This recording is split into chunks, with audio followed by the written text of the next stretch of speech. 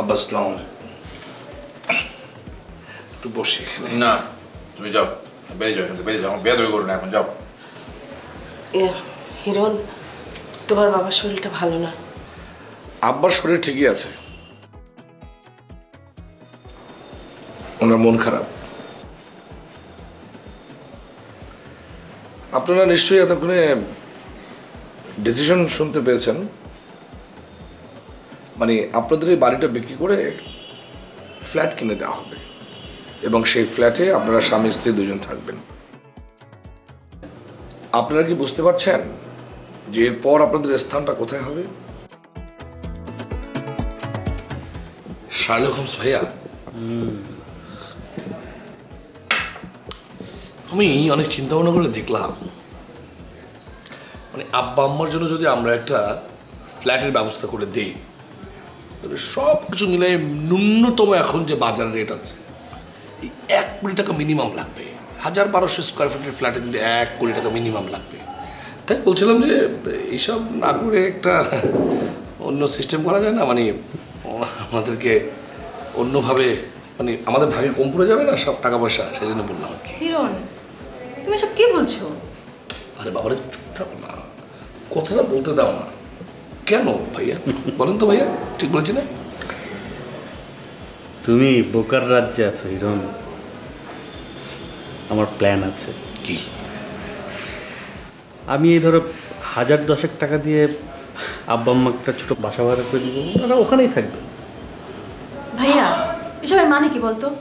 হ্যাঁ ভাইয়ার আমি একই লাইনে আছি। হোয়াইট 1010 টাকা দিয়ে বাসা ভাড়া করবেন, সেটাও তো ভাইয়া একটা বিশাল ইনভেস্টমেন্ট।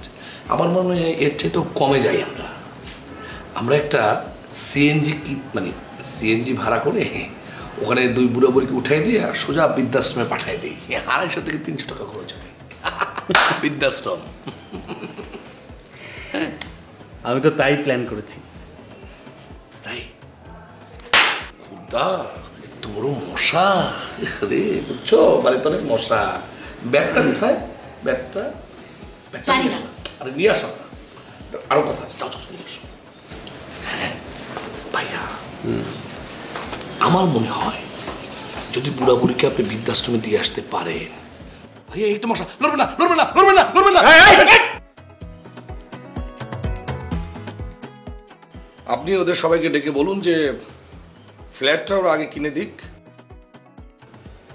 তারপর আপনারা আপনাদের বাড়িটা বিক্রি করবেন, তার আগে নয়।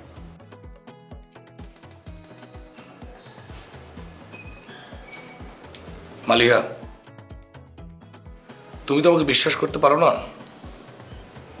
তারপরও বলছি, এই 2 পায়ের উপর যখন দাঁড়িয়ে আছি, এই 2 পায়ের উপর ভর দিয়ে চলতেও পারবো। হিরণ, আমি জানি তুমি পারবে, আর আমি সারা জীবন তোমার সাথে থাকবো, যে কোনো অবস্থাতেই তুমি থাকো। আব্বা, বাড়ি বিক্রি ক্যান্সেল। আপনি সবাইকে ডেকে বলে দেন বাড়ি বিক্রি হবে না। আব্বা, আপনারা ইঞ্জিনিয়ার ছিলেন, চিফ ইঞ্জিনিয়ার, কত বাঘা বাঘা কন্ট্রাক্টর আপনি এক হাতে চালিয়েছেন না? এখনো না আপনি আব্বা বাঘের মতো গর্জন করে ওঠেন? আমি আর মালিহা কাল সকালে এখান থেকে চলে যাচ্ছি। কাল থেকে আপনাকে আর কেউ এভাবে সালাম দিয়ে বিরক্ত করবে না আব্বা।